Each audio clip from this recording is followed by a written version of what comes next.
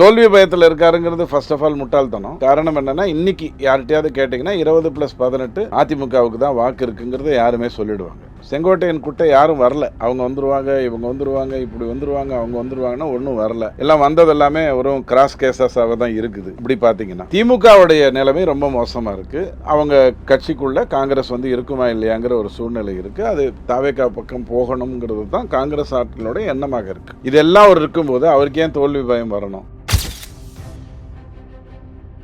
ரெண்டாவது, ஒரு அறிவிக்கையை தயார் பண்ணுறதுக்கு இவங்களும் கனிமொழி அம்மாட்ட கொடுத்துருக்காங்க. கனிமொழி அம்மாவும் தமிழ்நாடு பூரா போய் யாரெல்லாம் எங்கே ஏமாற்றலாம், இவன் எப்படி ஏமாறுவான், அவனை என்ன சொன்னா அவன் ஏமாறுவான், இவனுக்கு இது கொடுத்தா ஏமாறுவான்னு ஒரு திட்டம் போட்டு அதெல்லாம் தேர்தல் அறிவிக்கையாக கொண்டாந்து கொடுக்க போகிறாங்க. இவர் என்ன சொல்கிறாருன்னா, ஏன்னா ஆட்சிக்குள்ளே இருந்திருக்காரு, ஆட்சியில் இருந்ததுனால இப்போ ஜிஎஸ்டியோடைய வருவாய் என்ன வருதுன்னு அவருக்கு நல்லா தெரியும். அதன் அடிப்படையில் இதெல்லாம் கொடுக்குறேன்னு சொல்கிறார். இதில் தோல்வி பயம் எங்கே இருந்தார்?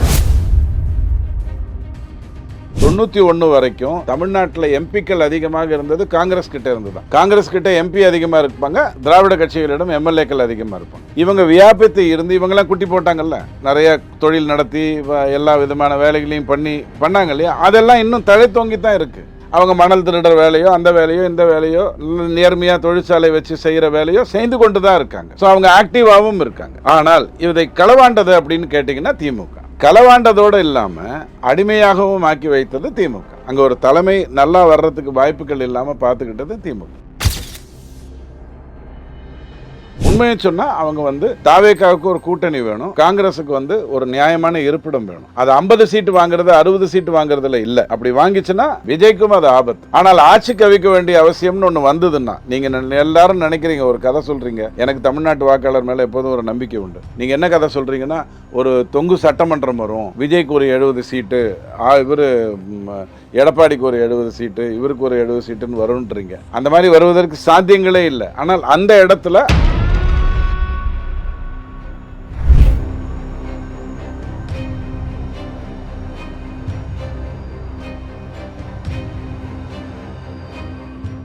ரியல் ஒன் நேயர்களுக்கு வணக்கம். இன்று நம்முடன் இணைகிறார் அரசியல் விமர்சகர் திரு ரவி டிடிஎஸ் அவர்கள். வணக்கம் சார். வணக்கம். எடப்பாடி பழனிசாமி அவர்கள் தோல்வி பயத்தில் இருக்காரு. அதனால தான் பார்த்தீங்கன்னா யோசிச்சு தேர்தல் அறிக்கையை ரிலீஸ் பண்ணிகிட்டே இருக்காரு. ஒரே நிதானமாக எல்லாமே தயாரித்து விடாமல் யோசிச்சு தூக்கத்தெல்லாம் போயிடுச்சு, அவருக்கு விட்டு ஒரு 5 சொல்லிட்டு இருக்காரு அப்படின்னு சொல்லிட்டு செங்கோட்டையன் சொல்லியிருக்காரு. செங்கோட்டையன் சொன்னால் கரெக்டாக தான் இருக்கும். அதாவது தோல்வி பயம் இருக்கு எடப்பாடிக்கு. அதுக்கு அவர் அறிவிப்புகளை கொடுக்குறாரு, அதுக்கு அவர் யோசிக்கிறார். எவ்வளோ பெரிய விஷயம், நல்ல விஷயம். இந்த நடக்குமா, இப்படி நம்ம சொன்னால் அதை செய்ய முடியுமா, தமிழ்நாட்டின் நிதி நிலைமைக்கு இதெல்லாம் கொண்டு வர முடியுமா, அவர் பட்டியலிட்டு இருக்கிற நிறைய விஷயங்கள் தமிழ்நாட்டுக்கு புதுசு. 1000 ரூபாய் 2000 ரூபாயை கொடுக்குற கதைகளை விட்டுருங்க. அதை தவிர அவங்க சொல்லியிருக்கிற நிறைய விஷயங்கள் தமிழ்நாட்டுக்கு உண்மையிலேயே தேவையான ஒரு விஷயம்னு வச்சுப்போம். எது எப்படி இருந்தாலும் அது அதிமுகவுடைய இலவச அரசியல், அதுக்கும் என்டிஏவுடைய இலவசம் அத்தியாவசியம் கதைக்கு வேற விஷயம். யோசிக்கிறாருங்கிறது நல்ல விஷயம் தானே. யோசிக்காம ஏமாத்திரம் என்ன பண்ணுவான் அப்படின்னா, 505 வாக்குறுதிகளை கொடுப்பான். 300 பேருக்கு, 3000 பேருக்கு, 3 லட்சம் பேருக்கு எது சொன்னால் அவங்க அப்படியே வாக்கு தூக்கி போடுவாங்களோ அப்படி பொய்ய சொல்லி இதையெல்லாம் நிறைவேற்றுறேன்னு ஒரு கதையை சொல்லி ஏமாற்றுவான். அப்படி பண்ணலை. இவர் தோல்வி பயத்தில் இருக்காருங்கிறது ஃபர்ஸ்ட் ஆஃப் ஆல் முட்டாள்தனம். காரணம் என்னென்னா, இன்னைக்கு யார்கிட்டயாவது கேட்டிங்கன்னா 20+18 அதிமுகவுக்கு தான் வாக்கு இருக்குங்கிறத யாருமே சொல்லிடுவாங்க. சி ஓட்டரை பற்றி சொல்லாதீங்க. சி ஓட்டர் எப்போதுமே இந்த மாதம் யார் நினைக்கப்படுகிறார்கள், அதாவது மைண்ட் வாய்ஸ்ன்னு சொல்லுவாங்க, இந்த மாதம் யார் நினைக்கப்படுறாங்கன்னு ஒரு மாதமும் அதை நடத்தி கொண்டே வரும். இந்தியாவில் இன்னார் இருக்காரு, அவர் இத்தனை சீட்டுக்கு மேலே ஜெயிப்பாருங்கிறதெல்லாம் அப்படி சொல்கிற விஷயம்தான். சி ஓட்டர் சொல்லி கடந்த 4 தேர்தலில் எதுவும் ஒழுங்காக நடக்கலை. சி ஓட்டர் தான் ரொம்ப அற்புதமாக கொடுத்துக்கிட்டு இருந்தது. கர்நாடகா தேர்தல் நடந்தது இல்லையா, சட்டசபை தேர்தல், அதிலிருந்து சி ஓட்டர் சொன்ன எதுவும் ஒழுங்காக நடக்கலை. அது ஒரு பக்கம் விட்டுருங்க. 20+18 இருக்குன்னு தெரியும். செங்கோட்டையன் கூட்ட யாரும் வரல. அவங்க வந்துருவாங்க, இவங்க வந்துருவாங்க, இப்படி வந்துருவாங்க, அவங்க வந்துருவாங்கன்னா ஒன்றும் வரல. எல்லாம் வந்தது எல்லாமே ஒரு கிராஸ் கேசஸாக தான் இருக்குது. இப்படி பார்த்தீங்கன்னா திமுகவுடைய நிலைமை ரொம்ப மோசமாக இருக்குது. அவங்க கட்சிக்குள்ள காங்கிரஸ் இருக்குமா இல்லையாங்கிற ஒரு சூழ்நிலை இருக்கு. அது தாவேகா பக்கம் போகணுங்கிறது தான் காங்கிரஸ் ஆட்களோட எண்ணமாக இருக்கு. இதெல்லாம் ஒரு இருக்கும்போது அவருக்கு ஏன் தோல்வி பயம் வரணும்? ரெண்டாவது, ஒரு அறிவிக்கையை தயார் பண்ணுறதுக்கு இவங்களும் கனிமொழி அம்மாட்ட கொடுத்துருக்காங்க. கனிமொழி அம்மாவும் தமிழ்நாடு பூரா போய் யாரெல்லாம் எங்கே ஏமாற்றலாம், இவன் எப்படி ஏமாறுவான், அவனை என்ன சொன்னா அவன் ஏமாறுவான், இவனுக்கு இது கொடுத்தா ஏமாறுவான்னு ஒரு திட்டம் போட்டு அதெல்லாம் தேர்தல் அறிவிக்கையாக கொண்டாந்து கொடுக்க போகிறாங்க. இவர் என்ன சொல்கிறாருன்னா, ஏன்னா ஆட்சிக்குள்ளே இருந்திருக்காரு, ஆட்சியில் இருந்ததுனால இப்போ ஜிஎஸ்டியோடைய வருவாய் என்ன வருதுன்னு அவருக்கு நல்லா தெரியும். அதன் அடிப்படையில் இதெல்லாம் கொடுக்குறேன்னு சொல்கிறார். இதில் தோல்வி பயம் எங்கேருந்து வந்தது? இல்லை, அதிமுக மேனிஃபெஸ்டோவை கட்டும் திமுக மேனிஃபெஸ்டோ இன்னும் அதிரடியாக இருக்கும் அப்படின்னு திமுக தரப்பு சொல்லப்படுது. கண்டிப்பாக இருக்கும்ல. திமுக தரப்பு அதிரடியாக இருக்காதா? எல்லாருக்கும் கோட்டு, எல்லாருக்கும் சூட்டு, எல்லாருக்கும் வேஸ்ட் கோட்டு, எல்லாருக்கும் ஷர்ட்டு பேண்ட்டு கொடுக்கலாம். நம்ம மச்சான் யாரையாவது வச்சு கடையை நடத்தினீங்கன்னா வேலை முடிஞ்சிருச்சு.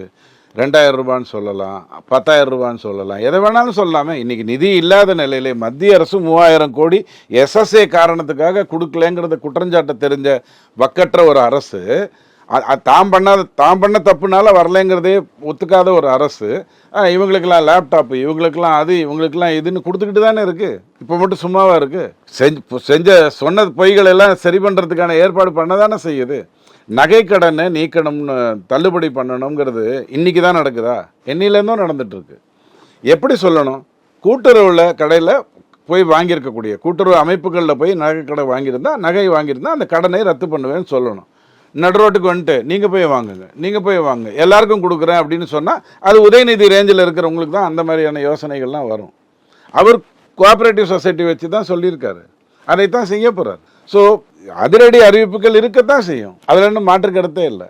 ஏமாற போகிறவன் யாருங்கிறது தான் முக்கியம். அதிமுக எதிர்த்து செங்கோட்டையா அவர்கள் செய்யக்கூடிய இந்த அரசியல் களத்தில் எந்த அளவுக்கு பிரதிபலிக்கும் சார்? செங்கோட்டையன் அரசியல் செய்யலைங்க, அரசியல் செய்யலை. அவர் வெறும் அரேஞ்ச்மெண்ட் தான் பண்ணிக்கிட்டு இருக்காரு. யாரையெல்லாம் விஜய் மீட் பண்ண வைக்கலாங்கிறதான் பார்த்துருக்காரு. இன்னைக்கு தேதிக்கு நாஞ்சில் சம்பத்து, அப்புறம் அந்த 2-3 பேர் அவங்கெல்லாம் வந்திருக்காங்க. ஏதோ போயிட்டுருக்குது, ஏதோ ஒரு ஆக்டிவிட்டி போயிட்டுருக்கு. இப்படியே தனியாக நின்றாருன்னா அந்த கட்சி வர்றதுக்கு வாய்ப்பு இல்லை. அதுக்கு செங்கோட்டையன் எதுவும் பெருசாக பண்ணிடலைங்க. காங்கிரஸ் 12% ஓட்டு தமிழ்நாட்டில் வச்சுருந்தது.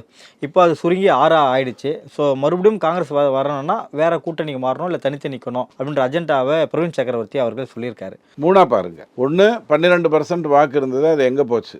யார் தொலைத்தான்? யார் அதை அபகரித்தான்? 3வது ஹெட் குவார்ட்டர்ஸ்லேருந்து முடிவுகள் எடுக்கிற அந்த பிரகஸ்பதிகள். இந்த 3ஆ பாருங்க. உண்மை என்னன்னா, காங்கிரஸுக்குன்னு வாக்கு இருக்கு, இன்னைக்கு இருக்கு, அதில் எந்த மாற்று கருத்தும் இல்லை. அது நல்லா செதறி பரவி எல்லா பக்கமும் இருக்கு.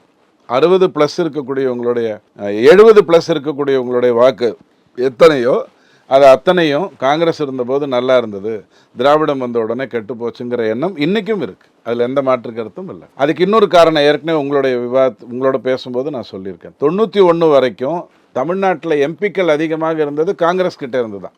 காங்கிரஸ் கிட்ட எம்பி அதிகமாக இருப்பாங்க, திராவிட கட்சிகளிடம் எம்எல்ஏக்கள் அதிகமாக இருப்பாங்க. இவங்க வியாபித்து இருந்து இவங்கெல்லாம் குட்டி போட்டாங்கல்ல, நிறைய தொழில் நடத்தி எல்லா விதமான வேலைகளையும் பண்ணாங்க இல்லையா, அதெல்லாம் இன்னும் தழைத்தோங்கி தான் இருக்குது. அவங்க மணல் திருடுற வேலையோ அந்த வேலையோ இந்த வேலையோ நேர்மையாக தொழிற்சாலை வச்சு செய்கிற வேலையோ செய்து கொண்டு தான் இருக்காங்க. ஸோ அவங்க ஆக்டிவாகவும் இருக்காங்க. ஆனால் இதை களவாண்டது அப்படின்னு கேட்டிங்கன்னா திமுக. களவாண்டதோடு இல்லாமல் அடிமையாகவும் ஆக்கி வைத்தது திமுக. அங்கே ஒரு தலைமை நல்லா வர்றதுக்கு வாய்ப்புகள் இல்லாமல் பார்த்துக்கிட்டது திமுக. அகில இந்திய தலைமையை பொறுத்த வரைக்கும் ராஜீவ்காந்தி ஐயா கடைசியாக ஒரு முடிவு எடுத்தார் இல்லையா, ஜெயலலிதா அம்மா வரப்போகிறாங்க, ஜானகி அம்மா, எம்ஜிஆர் அவர்கள் இறந்துட்டார், ஜானகி அம்மா வந்திருக்காங்கன்னும் போது ஒரு முடிவு எடுத்தார், நாங்கள் தனியாக நிற்கிறோம் அப்படிங்கிற ஒரு டெசிஷன் எடுத்தாங்க 89 பொறுத்த வரைக்கும். அதோட அகில இந்திய தலைமை ஒழுங்காக முடிவு எடுக்கிறத நிறுத்தி தொலைச்சிருச்சு. எல்லாமே இவங்க என்ன சொல்கிறாங்களோ அதை கேட்கறதுங்கிற நிலைமைக்குள்ளே வந்துருச்சு. மூப்பனார் கிட்ட ஒரு கண்ட்ரோல் இருந்தது, மூப்பனார் ஐயா போனதுக்கு அப்புறம் அதுவும் இல்லாமல் போச்சு. இதுதான் காங்கிரஸோடைய 12 இன்னைக்கு எதுவாக இருந்தாலும் அதுவாக ஆனதுக்கான காரணம். உண்மையை சொன்னால் அவங்க தாவேக்காவுக்கு ஒரு கூட்டணி வேணும், காங்கிரஸுக்கு ஒரு நியாயமான இருப்பிடம் வேணும். அது 50 சீட்டு வாங்குறது 60 சீட்டு வாங்குறதுல இல்லை. அப்படி வாங்கிச்சுன்னா விஜய்க்கும் அது ஆபத்து. எது கரெக்டோ, 30 சீட்டா 30 சீட்டு கரெக்டோ, அந்த கரெக்டை மட்டும் வாங்கணும். இல்லை, அதே 30 சீட்டு தானே இங்கே திமுகவும் டிமாண்ட் கொடுக்குறேன்னு சொல்கிறாங்க. திமுக எப்படிங்க 30 சீட்டு கொடுக்கும்? 36 வரைக்கும் வந்ததா தகவல். 234 தானங்க இருக்கு. கம்யூனிஸ்ட் கொடுத்தது போக, விசிக கொடுத்தது போக, இவங்க நின்ற 180ல் 130க்கு நிற்க போறாங்களா? 25 தானே இருந்தது காங்கிரஸுக்கு. எங்கிருந்து அவங்க கொடுப்பாங்க? இதுல தேமுதிக வேற உள்ள கொண்டு வரணும்னு ஸ்டாலின் நினைக்கிறாரு. எத்தனை கொடுப்பாரு? அவர் 130ல் நிப்பாருன்னா நீங்க சொல்லுங்க, அது மிகப்பெரிய புரட்சி, எங்களுக்கும் நல்லது. ஏன்னா இதோட திமுக முடிஞ்சிச்சு, 130 சீட்டோட முடிஞ்சிருச்சுன்னா நல்லது. அது எங்கேயாவது 234 ட்ரை பண்ணி இருக்கணும்னெல்லாம் ஓட்டி விட்டு ட்ரை பண்ணிடுச்சுன்னு வச்சுக்கோங்க, தப்பாயிடும். அது ட்ரை பண்ணாது, பல்லக்கு தூக்கிகளை வைத்து கொண்டு தான் ஜெயிக்கும். அதில் எந்த மாற்று கருத்தும் இல்லை. ஸோ அப்படி நடந்தால் நல்லது, அப்படி நடக்கிறதுக்கு வாய்ப்பு இல்லை. 36க்கெல்லாம் சாத்தியங்களே இல்லை. ஸோ காங்கிரஸ் வந்து உடனே ஒரு ஏமாளி மாட்டினாரு, நம்ம ஒரு 70 சீட்டு கேட்போம். முன்னே நம்ம இவர் வருவார், யார் இவ்வளோ நாள் உதயநிதி பக்கமே சுற்றிக்கிட்டு இருக்கிற செல்வ பிறந்தகை வருவார், 150 கேளப்பா அப்படின்னுவார், ஏன்னா குழப்பி விடுறதுக்காக. அப்படியெல்லாம் பண்ணாமல் கரெக்டாக எந்த சீட்டு வந்தால் நல்லதோ, எது தேர்ந்தால் நல்லதோ அதை மட்டும் எடுத்துக்கொண்டு அடுத்த 15 ஆண்டுகளுக்கு திட்டம் போட்டுச்சுன்னு சொன்னால் தமிழ்நாட்டில் அது நல்லா வர்றதுக்கு நிறைய வாய்ப்புகள் இருக்குது. தாவேக்கா காங்கிரஸ் கூட்டணி இப்போ இந்த எலெக்ஷனில் வெற்றி பெறாது, ஒரு கணிசமான பர்சன்டேஜை மட்டும் தான் கைப்பற்றுவாங்க இவங்க. இல்லை, அதனால காங்கிரஸ் என்ன லாபம்? கேரளாவில் லாபம், 2029 தாவேக்காக்கு லாபம். 2029 தேர்தலை யாரை வச்சு சந்திப்பார் விஜய்? நான் தான் இந்த நாட்டுக்கு பிரதமர், முசாஃபர் பிராபத்திலையும் நான் தான், லக்னோவிலையும் நான் தான் வளருவாரா? இல்லை, கேரளாவில் நடிகர் பக்கமே போக மாட்டாங்க அந்த ஓட்டர்ஸ். நீங்கள் மம்முட்டி பக்கம் மோகன்லால் பக்கமே போகாதவர்கள் தமிழ்நாட்டில் இருக்கிற நடிகர் பக்கம் பேச்சு கேட்டு எப்படி அங்கே காங்கிரஸ்? அற்புதமான வாதம், நான் அப்படியே ஏற்றுக்கிறேன். ஆனால் நீங்கள் சொல்கிறது, ஒரு நடிகன் கட்சி தொடங்கினா அவங்க போக மாட்டாங்க, அது கொடுத்தா போயிடுவாங்க. கட்சி தொடங்கினா போக மாட்டாங்க. பட் அவரை பார்க்கறதுக்கு வர்றதுங்கிறது எல்லா பக்கமும் இருக்காங்க. கேரளாவில் பெண்கள் அதிகம் ஆண்களை விட. இப்படி சிம்பிளாக யோசிச்சிருங்க. கட்சியெல்லாம் தொடங்கினா அங்கே யாரும் மதிக்க மாட்டாங்க, அது எனக்கு தெரியும். அதுக்காக அவங்க படித்தவங்கன்னு நீங்கள் சொல்லிடாதீங்க. 5 பைசாவுக்கு பிரயோஜனம் இல்லாத ஒரு மாநிலம்னா இந்தியாவில் கேரளம் தான். காட்ஸ் ஓன் கண்ட்ரின்னு சொல்லிட்டு இந்தியாவுக்கு எந்த விதத்துலையும் உற்பத்தி செய்ய விடாமல், கேரளாவுக்கு வளம் சேர்ப்பதற்கான எந்த வேலையும் செய்யாமல், ஒரு ஆட்சின்னு ஒன்று, ஒரு மக்கள்னு ஒன்று, ஒரு கோவில்கள் அப்படின்னு சொல்லி இப்படியே இருந்து போகிற ஒரு மாநிலம் கேரளா தான். காரணம், கம்யூனிஸ்ட் அங்கே இருக்கிற வரைக்கும் அந்த கேரளம் உருப்பிடுறதுக்கு வாய்ப்பு இல்லை. ஸோ கேரளா உடனே அறிவாளிகள்னு நினச்சிடாதீங்க. பட் எஸ், நடிகர் கட்சி அப்படி பார்த்தா ஆந்திராலையும் அப்படி தானே. பவன் கல்யாணுக்கு சிரஞ்சீவிங்கிற ஒரு பிதாமகர் இருந்தார்.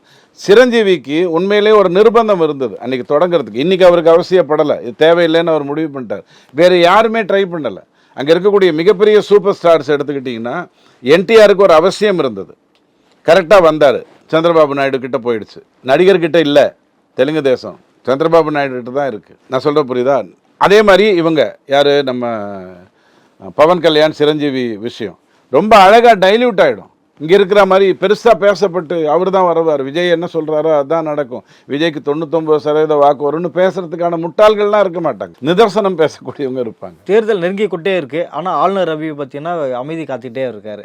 ஆளுநர் ரவிக்கும் தேர்தலுக்கும் சம்மந்தமே இல்லை. தமிழ்நாட்டை தேர்த்துவதற்காக அந்த தேர்தல் பெரிய ராவணா அவருடைய வேலையாக இருக்கும் எப்போதுமே. அந்த வேலைகளெல்லாம் அவர் ஒழுங்காக பண்ணிக்கிட்டு இருக்காரு. இப்போ வேந்தர் விஷயத்தில் அவர் சொன்னது தான் நடந்தது, துணைவேந்தர் விஷயத்தில் அவர் சொன்னது தான் நடந்தது. யூஜிசியோடைய நாமினி இல்லாமல் நீங்கள் கொண்டு வந்தால் அந்த துணைவேந்தரை என்னால் பார்க்கவே முடியாது அப்படின்னு தெளிவாக சொன்னார். யூஜிசி நாமினி ஒருத்தர் இருக்கணும், மீதி 2 பேர் நீங்கள் கொண்டு கொடுக்குறீங்க. 3 பேர்லேருந்து யாராவது ஒருத்தரை நாம் வந்து ப்ரோஸ் அண்ட் கான்ஸ் பார்த்து முடிவு பண்ணணும், காசை வாங்கிட்டு முடிவு பண்ணக்கூடாது அப்படிங்கிறதுல அவர் தெளிவாக இருந்தார். அதுதான் இப்பயும் நடக்குது. ரம்மி விஷயத்தில் தெளிவாக இருந்தார், நீட்டு விஷயத்தில் தெளிவாக இருந்தார். அவர் சொன்னது என்னவோ அதுதான் இப்போ நடந்துகிட்டு இருக்கு. இவங்க தான் மடைமாற்றினாங்க, சுப்ரீம் கோர்ட்டுக்கு போனாங்க, எல்லா விதமான அட்டுழிய வேலைகளையும் பண்ணிக்கிட்டு இருந்தாங்க. ஆனால் அவர் வந்து இந்த சனாதனத்தை பற்றி பேச தொடங்கி இவங்க எதையெல்லாம் பேசுவதை தவிர்த்து கொண்டு வந்தாங்களோ திமுக, அதை எல்லாத்தையும் வெட்ட வெளிச்சமாக பேச தொடங்கிட்டு வந்தார். சுதந்திர போராட்ட வீரர்களை பற்றி பேச தொடங்கி வந்தார். இப்போ சமீபத்தில் அவருடைய சிலை திறப்பு, அவருடைய அந்த ராஜ்பவனில் நடக்கக்கூடிய சிலை திறப்புகள்லாம் பார்த்தீங்கன்னு சொன்னால் ஒவ்வொன்றுமே அவர்களை பற்றி உடனே ஹைலைட் பண்ணுறதுக்கு ஏற்ற மாதிரியான வேலைகளை அவர் ஒழுங்காக பண்ணுறாரு. ஸோ தன் வேலையை தான் ஒழுங்காக பண்ணிக்கிட்டு இருக்காரு. அவருக்கும் இந்த தேர்தலுக்கும் சம்பந்தம் கிடையாது. ஆனால் ஆட்சி கவிக்க வேண்டிய அவசியம்னு ஒன்று வந்ததுன்னா, நீங்கள் எல்லாரும் நினைக்கிறீங்க, ஒரு கதை சொல்கிறீங்க, எனக்கு தமிழ்நாட்டு வாக்காளர் மேலே எப்போதும் ஒரு நம்பிக்கை உண்டு. நீங்கள் என்ன கதை சொல்கிறீங்கன்னா, ஒரு தொங்கு சட்டமன்றம் வரும், விஜய்க்கு ஒரு 70 சீட்டு, இவர் எடப்பாடிக்கு ஒரு 70 சீட்டு, இவருக்கு ஒரு 70 சீட்டுன்னு வரும்ன்றீங்க. அந்த மாதிரி வருவதற்கு சாத்தியங்களே இல்லை. ஆனால் அந்த இடத்துல ஆளுநருடைய ரோல் மிகவும் தீவிரமாக இருக்கும், ரொம்ப தெளிவாக இருக்கும்.